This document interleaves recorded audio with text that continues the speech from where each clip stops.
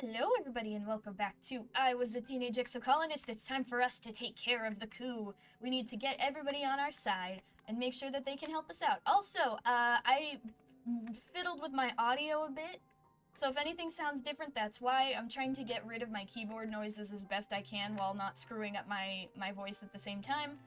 Let me know what you think, because I am garbage with this kind of stuff. Anyway. Let's see if we have anyone to gift before we do anything. I'm pretty sure I did that last time, but it never hurts to be careful. Oh, I can help my dad with the animals. Your dad is running some kind of test on the Trippets. He's playing different chords and trying to see if they have a language, or just making instinctive animal calls. You help him by holding up random objects and trying to determine if their sounds map to any understanding of what they're seeing. They're either saying, "Kill all humans" or "Linguini sports ball," your dad says, staring at the readout on his holopalm. I just can't be sure. I mean, I do like Linguini. Can it be that one? I went on a date with Deese to raise my energy a little bit, so we'll be able to do a few more things before we have to relax. Looks like we're all good, so we can start doing some talking. Let's start up in here, because this is going to be the easiest vote to get. Let's work in construction with Rex. Getting Chief Administrator Seek alone is fairly easy. No one wants to spend time around them if they don't have to. You explain that you're intending to hijack the elections at Virtunalia in order to depose Governor Lum. The more you speak, the more it's clear that Seek is already on board.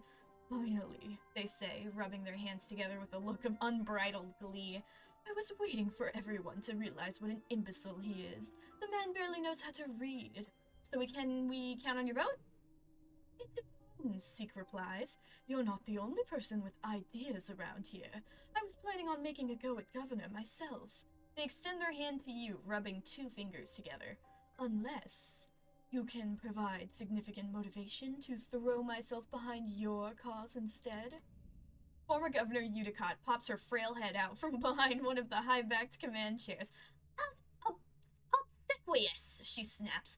Are you seriously intending to extort these young revolutionaries out of their candy money? Shame on you, she tisks and turns back to her work. Almighty, she curses. What would happen to all of you without me keeping everyone honest? 89 years old and I'm still steering this ship. Seek has the decency to look ashamed. They sigh and drop their hand. Thanks, Udicott! I knew saving you was for a reason. Well, Seek asks, for whom do you intend me to cast my vote, It better be good. You don't get majority support. Lum will come down hard on those of us who show disloyalty. He may be an idiot, but he's an idiot with power. Mars! Seek's lip curls. Marzipan, they laugh. Well, I suppose she's a rather cunning politician. Considering her age, her materialism is a concern. Very well, I will support her when the time comes. Though we will have to see what the rest of the council thinks, don't we? Ah, I will get them to listen. Don't worry, I am very persuasive. And I have friends. But you wouldn't know what that's like, would you, Seek? Oh! Got him. Alright, is there anyone I need to talk to? It's Cal's birthday, but he's at 100, so we're not gonna care about that. I'm sorry, Cal, I'm on a mission.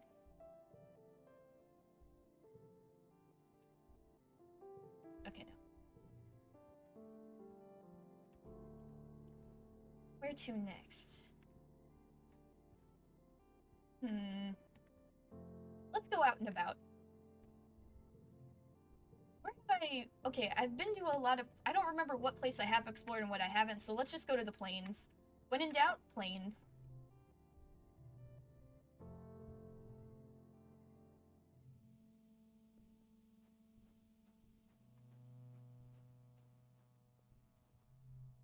You managed to partner yourself with the Chief Surveyor herself on the next expedition. It's the perfect chance to talk to her about Governor Lum, but she beats you to it.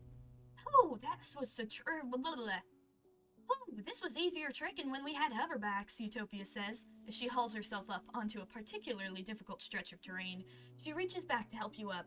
That villain Lum's using them all to search for aliens now. Like that's not like finding a needle in a haystack. He sent half my team out to the swamps now. She gestures at her empty holster. Without weapons, I might add. He's bleeding us dry out here. She scrubs the back of her hand across her mouth. That snake of a man thinks every little thing is war. I don't like getting attacked by animals neither, but I sure miss being able to explore this planet without Lum getting his paws all over my division and taking my resources for his damn messy war. Funny you should mention. You tell Utopia about Mars's plan to overthrow Lum at the next Virtunalia. She seems excited by the prospect. You forget how young she is compared to the other council members. Sounds stellar, she says, clapping you on the back. The only question is, who you got in mind to replace him? Marzipan. Mars? Utopia drawls. Really? Isn't she a mite?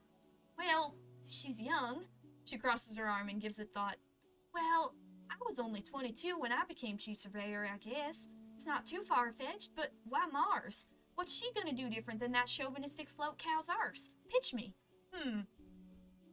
Hunting is a dangerous waste of resources. Uh-huh, Utopia replies, raising her eyebrow in disbelief. Is that why I've seen you out? Oh, shit. Oh, no. Seeing any... Oh, God. Is that why I've seen you out there with Vase, killing anything that moves, causing a ruckus and putting all my surveyors and foragers in dangers? You can't pull the wool over my eyes. She clucks her tongue. I'd rather have a big old brute in charge than a viper. Is that how you plan to run this colony? Lies? Oh my God, I'm sorry. I need 100%. It was all worth it. Not really, I feel bad, but it was the only way I was gonna get him to 100.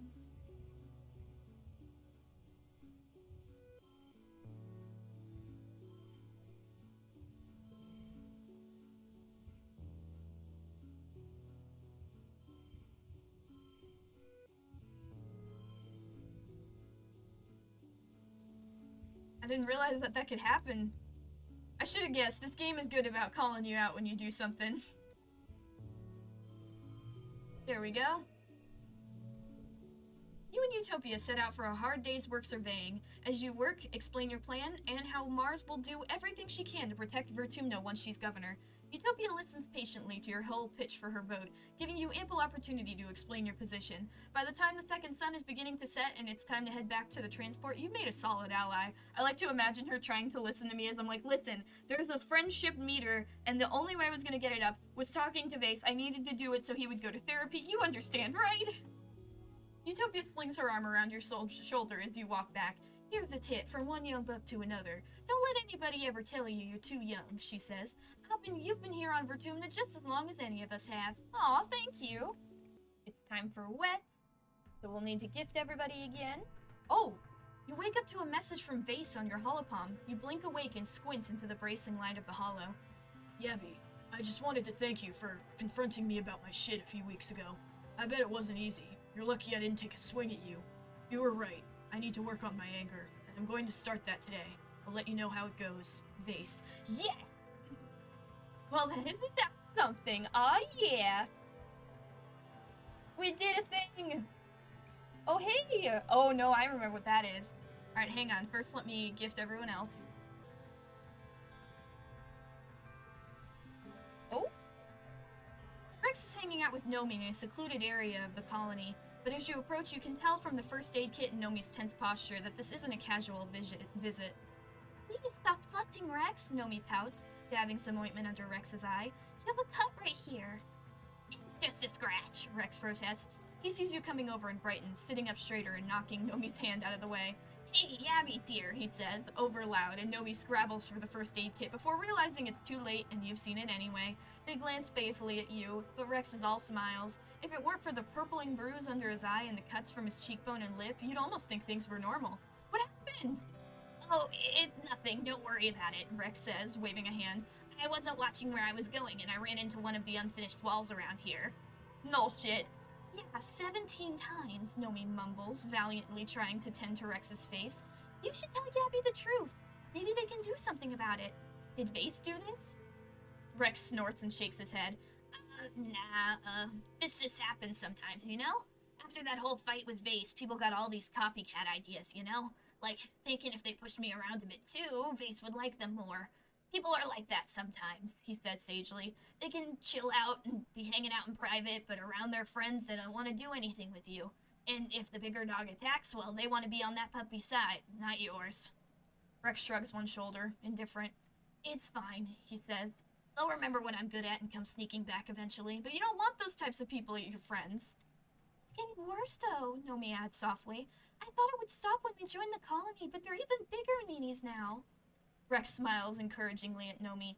Ace is just mad that you and I have real friends here. He hates that he and his bullies aren't the only big damn heroes in town anymore, and that he can't control what people think about us. It makes him feel small, and he hates that. Face told me what happened. Oh, did he? Rex says, raising an eyebrow at you. Yeah, sure, you got his side of the story. He's been telling it for so long he probably thinks it's the truth. Rex sighs, his shoulders slumping. I don't even want to bring it up, because I'd rather think about the future and not the past, but... When we were younger, Vase was just a normal kid like me. We were both kind of the runts of the litter, but he had a chip on his shoulder about it and always tried to boss people around like he was actually top dog. I tried to be nice to everyone, you know? But that's the pup in me. I just want to play and be friends. And Vase did not want to be friends with me, Rex says. He kind of hated me, because people liked me more. Nomi takes Rex's hand, and he shoots them a little smile before continuing. And then one day, I was just hanging out with my friends when Vase walks right up to me and starts picking a fight. Right, like calling me names and telling me I was just faking it to make people like me. My friends wanted to beat him for it, but I told them to stop, and he shakes his head. I walked right up to him, hands out like, hey, we could still be friends. And that piece of shit just straight up broke my arm. We weren't even fighting. He just got on the ground and snap, broke it right here. Rex shows you the scar on his arm, where the bone must have broken the skin. He was dead set on proving a point, I guess, he says quietly. That's why everyone lets Vase boss them around, Nomi adds.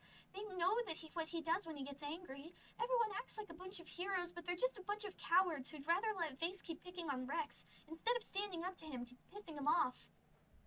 Yeah, he's not like this with everyone, Rex continues. He is nice to the people he likes. That's why everyone wants to be his friend. Hot air rises to the top. Face toward... Oh, yeah.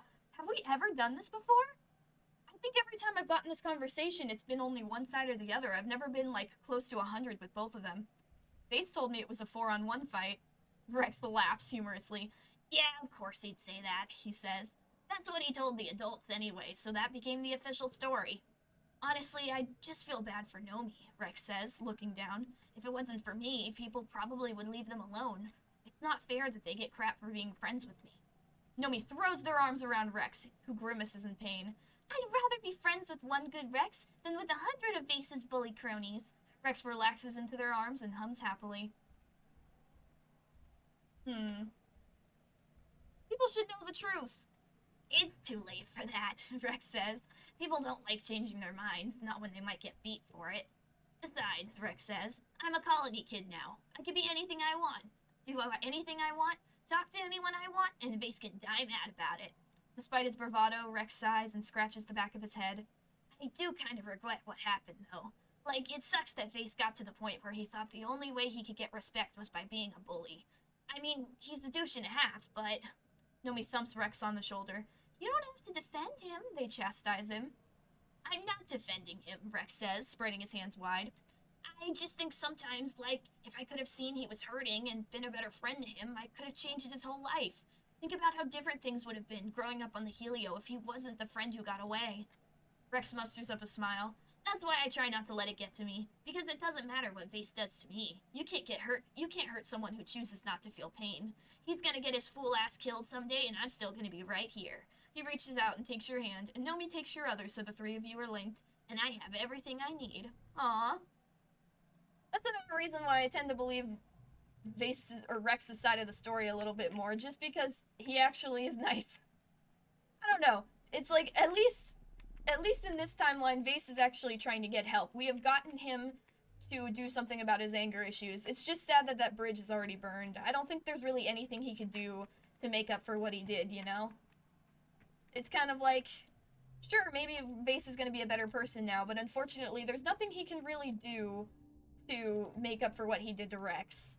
Rex, you know, people don't have to forgive you just because you apologize. Like, it's still, you should still apologize and try and make up for what you did and, like, become a better person and not try and excuse your behavior, but sometimes what you did is too much and there's no going back. But the important thing is he is actually trying to get better, and that's more than we can say for him in other runs. Alright, now to stop my boyfriend from blowing up the colony. This evening, when Deese isn't in his quarters or his usual spot near the expedition vehicles, you have a sixth sense of where to find him. His old secret hideout in the big drainage pipe under the wall, where he still goes sometimes when he needs to escape and be alone. Sure enough, there he is at the entrance of the pipe, but something's wrong. He's fiddling with a package furtively. His head jerks up as you approach, and he clutches it to his chest. You can barely believe your eyes, but you know a bomb when you see one. What are you doing? He stares at you for a few moments, weighing the truth. I'm leaving, he says eventually. The gardeners made me a deal. Sabotage the colony during the next attack, and they'll let me become one of them. Don't get in my way, Yabby, he says. I don't want to have to hurt you. Please don't leave me. Deese looks stunned, but shakes his head. It's not about you, Yabby, he says. I'm going to do this. Except for you, there's nothing for me here. You're the only thing that makes me feel, well... He looks down at the package in his hand and sighs. Human. We can make it work together, please. Deese considers the bomb for a long time in total silence. Yabby, he says, wiping his eyes. I don't know if I can. I hate it here so much. Give me the bomb, babe. Deese clutches the explosives to his chest tightly and lets out one last shuddering sigh. Okay, he says finally. Okay, He shakes his head and hands it over to you. Take it, he says, before I change my mind. You dispose of the deadly package and thank all the gods from all the religions you can name that you were here tonight to stop this. Oh, thank goodness. I will not let my boyfriend blow up the colony. We will not let that happen. Things will be better, I promise. Okay, who have we done? We did this. We did expeditions. Let's do over here. Which one gets us stuff with base? This one. You meet with Security Chief Rhett, knowing he'll be a tough sell on this whole political coup business. He sits behind his desk, hands clasped, listening intently as you explain how you and Mars plan to depose Lum during the next Virtumnalia festival. When you're done, he shakes his head and sits back. You're not an idiot, Yabby. You know what you're asking me to do. Having the garrison on your side would make this a military coup, he tells you. If you learned Earth history, you'd know those aren't a good look. Why should I support you? Mars is the future of this colony. Rhett laughs. You're a regular little politician on the campaign trail, aren't you? You've got a lot of guts asking me to remove a professional soldier from leadership during a time of war, to replace him with a child. Why the hell shouldn't I go to Governor Lum right now and tell him that there's mutiny underfoot? Lum screwed up and you know it. You described the governor's irresponsible antics during the attack in your 6th year, when he used all the mining explosives to fell Two Faceless. It's true. Rhett rubs his temple. He didn't warn us he'd planted those explosives, and ordered 2 squads right through a minefield to draw the Faceless in. As a soldier himself, Lum should have known better. He wanted it to be a surprise, the moron. He gives you a significant look. I can't tell you that I support your plan to overthrow the government, he says carefully. But if the opportunity arose to cast my vote against Lum, I would do so according to my heart. Thank you, Rhett. I appreciate you for not yelling at me like a certain someone. But again, I was being kind of a hypocrite. I deserve that. And the birthday boy is right here. I have a cake for you, happy birth. What did that get us to? 99! Ah, we're so close. We'll deal with that when we deal with that. Alright, next. Let's do robots. Get some friendship with Nomi. After work, you ask Chief Engineer Instance for a few minutes of her time. She allows you into her office and begrudgingly listens as you explain that you and Mars intend to hijack the elections at the next Virtumnalia. When you're finished, she heaves a long, suffering sigh and pinches the bridge of her nose in her fingers. Why in the world would I support this plan? She says. We're barely surviving as it is. Lum is right. The planet is at war with us. Every year, we come closer and closer to total annihilation. Is this really the time for dissent? Instance gestures to her office. Every horizontal surface is covered with experiments. He may not be the most suited to the job, but do you see anyone else with the time on their hands to run a colony? The idiot does the least damage where he is, doing busy work and making stupid motivational videos. I know he made you work on that virus. Instance stares at you for a long time, as if sizing up your mettle. Calculations go on behind her eyes you can barely hope to understand. My personal feelings on that matter and what is best for the future of the colony are two different things, she says finally. But you're right that Governor's leadership is reckless to the extreme. Maybe even a child could do better. Agreed. You can count on my vote. Nice! Just call her out right in front of everybody. Another little lab with tech is like, wait, what, Bomb? What did you say?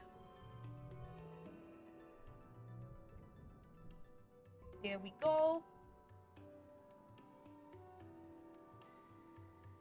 Alright, and I'm gonna also do some stuff in the cafe, because I do want to get that thing with, Thief and Tangent. That's gonna be what I'm focusing on next year, too. And it's easy to track down. She's in the rebuilt creche, giving a bottle to one of the new babies. Despite everything, people are still having babies. It's incredible to think. Oh, Yabby, she says, giving you a gentle smile. Would you mind passing me that canteen? You hand Anne the canteen that's just been out of her reach, and she juggles the bottle to hold it and the baby in one hand while she takes a grateful drink. Never enough hands, she says. Should someone figure out how to give us telekinesis? Let's see science work on that, She laughs, which rocks the baby in her arms. What can I do for you, Yabby? Well... Anne listens patiently as you explain the plan to force a vote at the next Virtunalia to depose Lum. When you're done, she sets the bottle down and lifts the baby onto her shoulder to burp. That's quite the plan, she says, rubbing the baby's back. You've come a long way from when you were this little. I'm proud of you for sticking to your guns, no matter what happens. So can we count on your vote? Anne makes a thoughtful noise. Well, I'm not one for fighting any wars on nature. Honestly, I'm so busy with the living quarters and the kitchens and the creche, I barely pop my head outside these days, but I do trust Lum to do what's best for us. He's a little empty in the noggin, but he surrounds himself with good people. That's what matters to me. The baby lets out a wet-sounding burp, and Anne coos at it. Great job, good work, better out than in. Well, Anne says, turning her attention back to you, what do the others think? If they're on board, I don't mind chipping in a vote to make it a majority. I have 4 votes. Oh, look at you, Anne says fondly. You're really serious, aren't you? How wonderful to see you all grown up. Somewhere in the creche, a baby starts to cry. Anne stands up and excuses herself. You'll have my vote, dear heart, she says. You can count on your Aunt Anne, just like always. Thank you. Yeah, we're gonna focus quite a bit on the cafe next year. That's like the last thing I really want to do. I don't know how close we are, though, because I kind of ditched it after realizing it wasn't giving me friendship with Rex. Ooh! Small skills boost. 5% chance to gain 1 extra skill. Nice. A little late for that, but nice. Speaking of vase, I have 1 more cake to give you, and now you're at 100. But I don't think we're gonna get that 100% thing until next year. So now it's just you 2. Oh, we're so good. We're good. We're gonna do it. Next year, we've got it. Everyone's gonna be at 100. Hell yeah, we did it! Well, not yet, but we will have. Alright, and then... let's see. Relax in the park. You play with your Hop-Eye Hop-Hop while you hang out in the gardens. They're pretty well behaved, never straying too far into the underbrush and always coming back when you call their name. Another Hop-Eye shyly approaches out of the long grass. Your Hop-Eye goes totally still, then lets out a happy chitter and bounces off to greet the stranger. They touch noses, then hop around each other twice. They disappear for a few minutes into the underbrush, long enough that you begin to get concerned.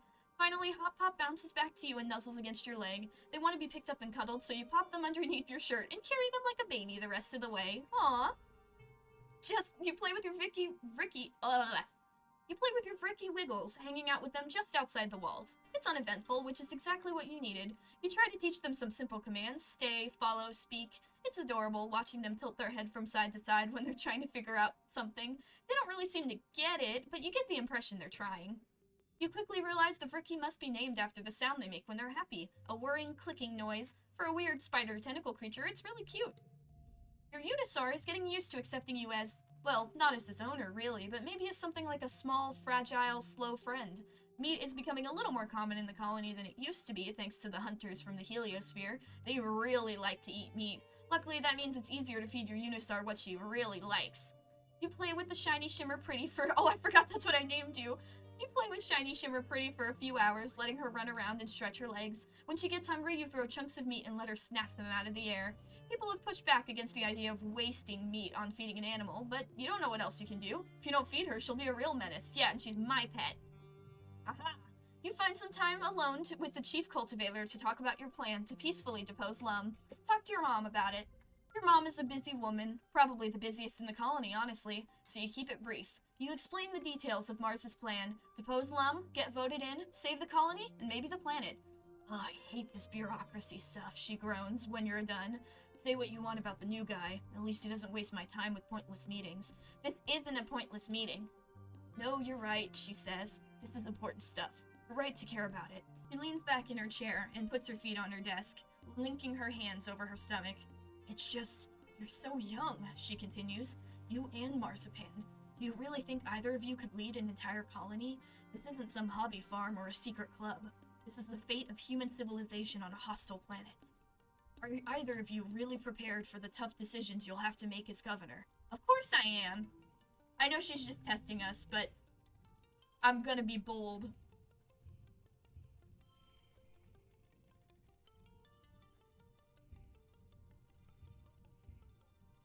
There we go, that's better.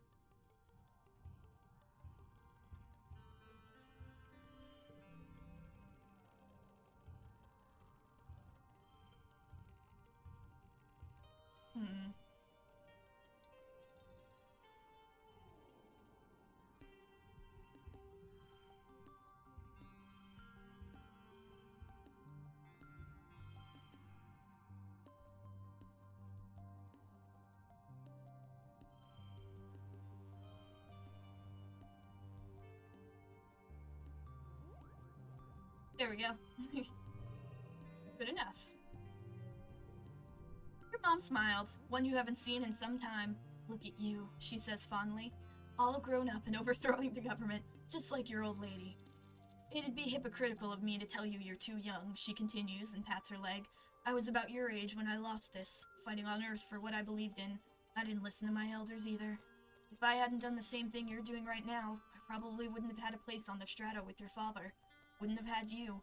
So who knows what you're capable of, and where it'll take you. If you truly believe you're ready, you'll have my support. Thanks, Mom. I love you, Mom. I'm glad you haven't yelled at me this year. You're heading to bed when the sirens begin to wail, heralding the beginning of the yearly xenofauna attack. Outside your window, you see the soldiers begin to form up. This year, Nemi is heading up her own squad. You see her red hair bobbing along with the others as she rushes to defend the walls. I'm gonna follow her. Nemi looks at you in surprise, but nods when she sees you're ready to fight. Someone hands you a blast rifle and you join her squad on the walls. You stand shoulder to shoulder with Nemi and watch the xenomass on the far side of the firebreak. Look at them all, she says darkly. They just keep coming. More and more every year. What are they even waiting for? Why don't they just attack already? She shoots a look at the rest of her squad, all of them Helios, mostly young adults like you, and lowers her voice. I just want to get this over with, you know? She confides in you. These Helios learned to march before they could walk. I want to prove that I can handle myself as well as they can. She runs her fingers down the barrel of her blast rifle, where she stenciled the name Kombucha. A lowing from the forest draws your attention back to the enemy line. The wall of animals is approaching in eerie unison, their footsteps drumming a rumbling tattoo across the ground. Nemi clutches her rifle tightly. Okay, here it goes. The animals approach the wall at a steady pace, but stop short of the walls. Instead, they mill around outside the colony near the garrison. In the eerie silence, you hear the sudden crackle of blast rifle fire, and a flying creature falls to the ground. You hear Security Chief Rhett from his post on the walls, telling the squad to hold their fire. His voice rings through the still, expectant air. The Xenos are just standing there. It's so quiet. The animals appear to be waiting for something. The uncomfortable impasse stretches into minutes, until finally Nemi tilts her head like she's hearing orders through her hearspeak. Okay, we're just going to attack them, she says, her voice lilting up as if it's a question. Her Helioborn squad mates look at her with unsure expressions, but Nemi nods. Yeah, to the walls! Open fire! Fight! I want to be here to defend her. I think Lum is still gonna come over and be a bitch, so we're gonna stop him from being a bitch, basically. That's my plan.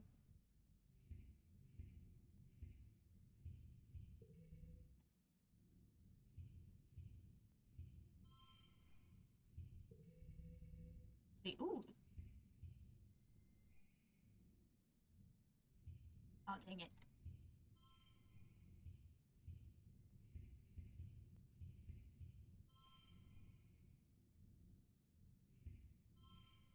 I could push through. I don't see any reason why I shouldn't, but at the same time...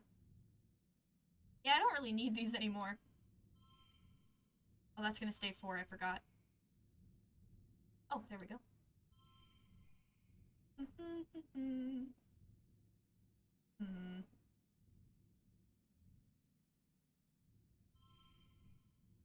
There we go. I just want to save my energy for all of the stuff we need to do tomorrow, because I also just remembered we want to get Rosie as a pet, too, if we can. You and the others opened fire, joined by the squads at other points on the walls. The creatures continued to mill around as they're cut down by a hail of crackling blast rifle fire, seemingly unbothered. It's not until a few minutes passed that the creatures seemed to wake up, in a sense, breaking from their holding pattern and beginning to batter the walls as usual. Flying creatures begin to soar overhead, landing in the courtyard and attacking from within. You stay on the walls and pick off what you can, trying to keep the creatures from forming a living pyramid to scale the walls. You can hear the battering of their bodies against the gates from here, and the commotion as the gate defenders rally to keep it shut. Governor Lum comes charging up to Nemi. I need command of your squad, he says. I'm taking them down to the courtyard to engage the enemy directly. My squad? Nemi stammers. She looks conflicted. Lum is the governor, and outranks her as a soldier, but he's Lum. His plan is bound to be dangerous, or even suicidal. The rest of the squad are Helioborn, yes, but they're also just teenagers like you. Don't you need us up here, supporting defenders from the wall? She chances to suggest. Yeah, we're more useful up here. Lum doesn't look convinced, but your support emboldens Nemi. She stands up straighter and hardens her expression. I can't send my people into close combat, she says firmly. We're trained for range defense, not melee. The governor looks at your squad mates, but none of them make a move to follow him. He curls his lip in disgust and stalks away. Your squad remains on the wall, defending them against being breached by Xenos and picking off the flying ones before they can land in the courtyard. The gates stay standing, and after an hour the attack ends as quietly as it began, with the remaining Xenos slinking back into the forest from whence they came. In the quiet following the battle, the colony comes out of hiding together in the courtyard, surveying the damage. Everyone looks weary, but you survived another year, and with remarkably few casualties. As the gates are secured and people begin to pick up through the mass of Xeno bodies, you spot Deese watching from up on the walls. As he meets your eyes from a distance, you wonder how tonight's battle might have gone if you hadn't stopped him from planting that bomb. Thank you for not doing it, babe. I love you. We're in the last year. The final year of our final run. It's been a long time coming. Literally, we've been playing this for a long time. But before we end off the year, let's see. You're at 100. You two. Let's see, can I get you to 100 right now? Probably not. I could get Nomi to 100, but Rex, I don't think so. So we're gonna save that for next time. Until then, thank you guys for watching. If you enjoyed, please consider subscribing. Remember to take care of yourself, gather your votes slowly and carefully, and have a good day.